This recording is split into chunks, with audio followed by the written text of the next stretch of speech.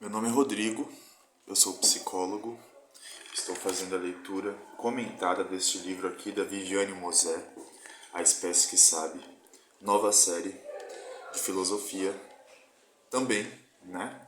A gente já viu aqui que filosofia não pode ser pensada só como filosofia, de forma isolada, como se não tivesse articulação com o mundo. E é uma das intenções aqui desse espaço digital, virtual, né? Estimular pensamento crítico e pensar novas ideias, né? No vídeo anterior, a gente falou a respeito, estamos na introdução aqui do livro, caso alguém tenha, se não tiver interesse, super recomendo. E a gente falou a respeito da tradição. Em algum momento apareceu aqui a questão da tradição, né? Num trecho aqui a Viviane contando do percurso dela, né, no mundo acadêmico, na filosofia. Nos anos de mestrado e doutorado, ela diz, né? Ela ouvia dizer que era impossível para nós brasileiros fazer filosofia porque não tínhamos tradição, né? Ela diz que talvez a filosofia seja hoje impossível mesmo, mas especialmente para quem tem tradição, né? A gente já falou um pouquinho dessa ideia de tradição, né? Vamos dar continuidade aqui na página 18. Não é para conversar com a tradição, nem para trazer um conceito novo. Não tenho essa pretensão. Escrevo apenas na tentativa de exertar no pensamento cotidiano conceitos que considero fundamentais para a vida. É isso, né? O que busco não é ensinar. Não acredito que alguém aprenda o que de algum modo já não saiba ou intua, né? Olha, ela se colocando aqui numa posição de não saber, né? Muito combina com a posição do analista, né? Lembrando que a Viviane tem aí também um percurso em psicanálise, apesar de hoje trabalhar como educadora e filósofa, professora, né? Mas, né, a intenção dela não é ensinar, mas estimular o pensamento crítico e criativo, casa bem aqui com a minha ideia, né? O pensamento vivo por meio da filosofia, da literatura, da ação, da vida. Por isso, me interessa voltar ao momento em que nossa humanidade nasceu. Como faço no primeiro capítulo, pensar em como o Homo sapiens foi tomando conta de si. Como se percebeu pensando? Como foi tendo consciência da morte, né? Que é a grande questão aqui que o livro traz no título, né? A espécie que sabe que vai morrer, né? Quando a gente sabe que vai morrer, enquanto espécie, muda tudo, né? Pois é, são apenas algumas interpretações, mas que podem nos lembrar de algo que esquecemos, de algo que somos, se é que somos alguma coisa assim tão definida. Também desconfio, Viviane, também desconfio que sejamos algo tão definido. Vejo que não, na minha prática clínica, na minha prática de vida, vou vendo que a gente é inconstante, a gente é contraditório, né?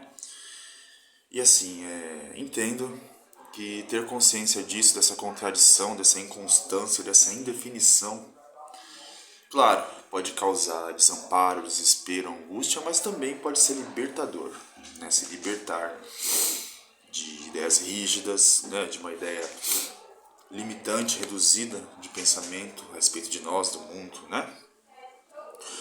A percepção de si do mundo é a fonte do sofrimento humano e de sua grandiosidade. Ver, enxergar, interpretar.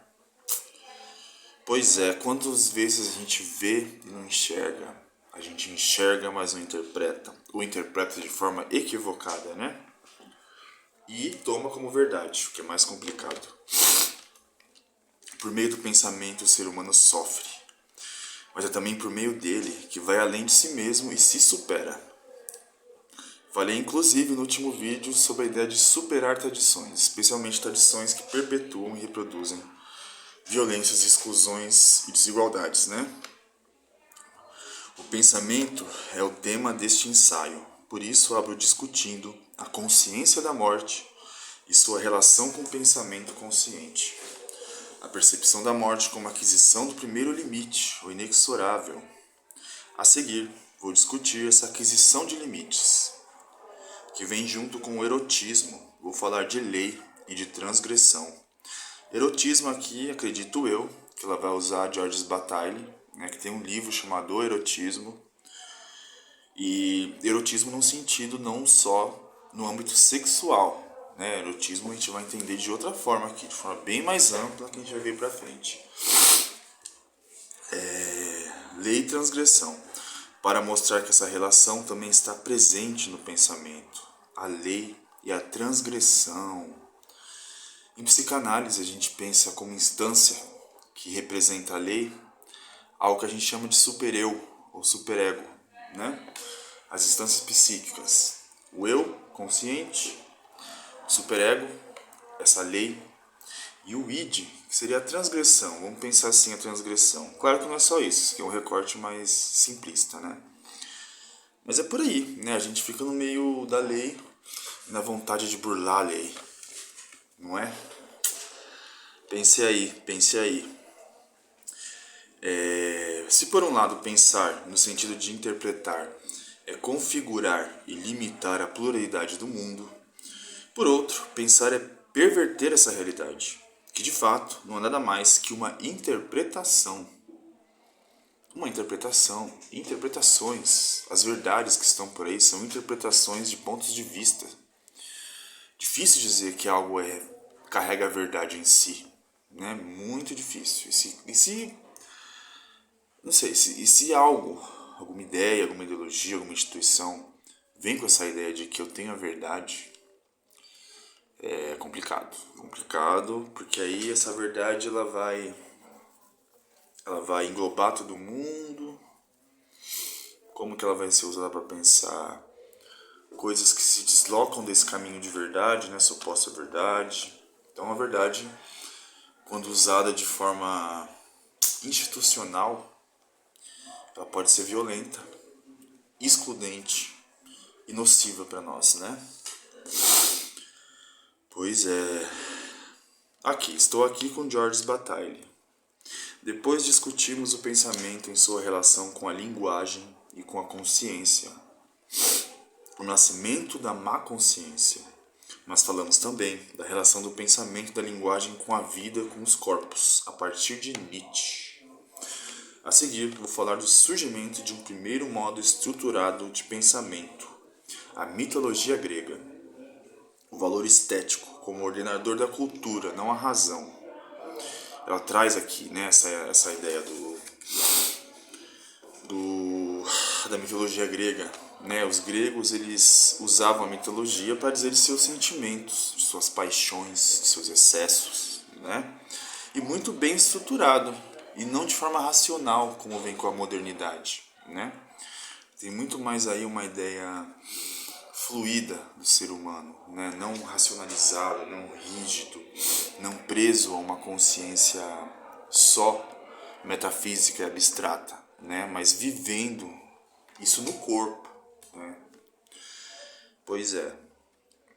Do mesmo modo como erotismo e transgressão são faces da mesma moeda, como vimos com Bataille, também o são o apolíneo e o dionísiaco, instintos estéticos da natureza que se chocam e se complementam. Na tragédia grega, segundo Nietzsche. Aqui falamos de um pensamento que agrega, aproxima os opostos, né? Legal isso, né? Transgressão e lei como faces da mesma moeda, assim como luz e sombra, bem e mal, né? Nunca é só uma coisa, né? Essa ideia de ser só bom, ser só luz, ser só o lado positivo da coisa, né? É um engano. Dá pra desconfiar bastante aí esse tipo de afirmação, né? Discuto aqui também na sequência o segundo sistema estruturado de pensamento, a racionalidade. Aqui falo da razão e do nascimento da filosofia, relacionando especialmente os conceitos de ser e de devir. Gosto muito desse conceito de devir. Depois vamos falar a respeito. E busco mostrar de que modo a racionalidade ocidental se constituiu como uma lógica da exclusão e como fundamento de uma contranatureza. Exclusão e contranatureza. Vamos marcar isso. E termina a primeira parte falando do sujeito moderno, o modelo de subjetividade que ainda arrastamos, mas que começamos a ruir. E entro então na segunda parte, em que aponta a necessidade de um novo pensamento, um novo modo de pensamento e de humanidade, que consiga romper com a lógica perversa que domina a nossa linguagem. Olha só a importância da linguagem aqui. A linguagem ela representa nossos afetos, nossos pensamentos, nossas ações, né? Trago agora um conceito ampliado de razão que começa com a provocação de Hume e se estrutura com a crítica kantiana, oferecendo-nos três pilares de uma mesma razão. Kant possibilita, parece-me, o surgimento do pensamento estético de Schiller e a crítica da moral de Nietzsche, que coloca em questão o valor dos valores e que amplia o nosso conceito de razão. Influenciada pelos grandes educadores que são Nietzsche e Schiller, entro na questão da educação como espaço de reprodução desse modelo excludente. Importantíssimo aqui, né? Vamos entrar com uma crítica da educação. Ótimo. Super necessário. Chamando a atenção para a necessidade de repensá-la. Lógico, né? É preciso repensar. Especialmente a educação, né? Se temos que repensar o pensamento que deve ser colocado em questão, antes de tudo, é a escola. Legal. Acho bem legal, necessário. Uma discussão crítica a respeito do nosso modelo de educação da instituição escola. No vídeo anterior, comentei aqui a partir da leitura o quanto a escola, do quanto a Viviane traz aqui, né? O quanto somos criativos, mas o quanto a escola, apesar da escola, né? A escola ela vai cortando nossas possibilidades de criatividade, que a gente vai entrando no modelo, como diz Paulo Freire, né? Modelo bancário de educação, né? De só acúmulo de conhecimentos. Não faz sentido esse conhecimento. Não se estimula a criação, a criatividade, né? Legal. O pensamento é a nossa dignidade, porque nos permite vencer o sofrimento. Não por meio da eliminação da dor, como tem tentado a modernidade, com suas infinitas fábricas de ilusão, mas por meio de uma afirmação da vida em sua totalidade. Ou seja, por meio de uma interpretação da vida que inclua o sofrimento. Perfeito. É isso. A gente precisa incluir o sofrimento e reconhecer ele como inerente à nossa vida. Não é viver a partir do sofrimento e romantizar o sofrimento, mas reconhecer que ele é humano, né? Essa ideia de que a gente tem que ser feliz, né? Que eu trouxe um pouquinho na série anterior, da felicidade, satisfação, gratidão, blá, blá, blá, blá, blá. A gente está negando muita coisa na gente, que quando a gente nega, tem efeitos colaterais, tá? Se não for pra você, é pra quem convive com você. Então, onde está a responsabilidade aí, né? O ser humano deixa de ser arrastado pelo sofrimento quando o utiliza como impulso em direção a jornadas cada vez mais difíceis. O sofrimento é um impulso para a vida. Bonito isso, hein? Bonito.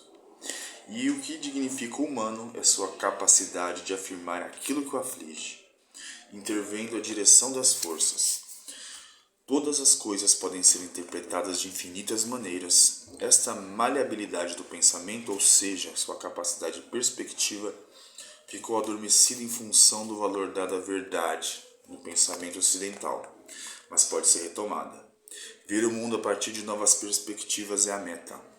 Não mais uma cultura que se componha desde seu princípio como uma contra-natureza, mas uma cultura que tenha como alvo afirmar a vida, fortalecê-la.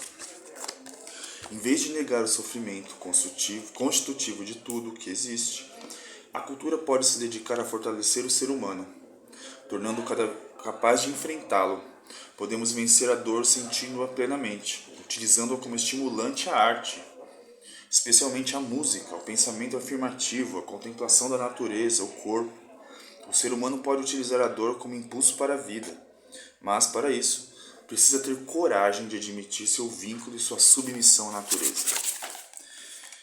Certeiro, Viviane. Sofrimento faz parte da gente e se ouve muito, né? As pessoas têm a ilusão de que não chorar, não sofrer é sinal de força. Vamos vendo por aqui que não.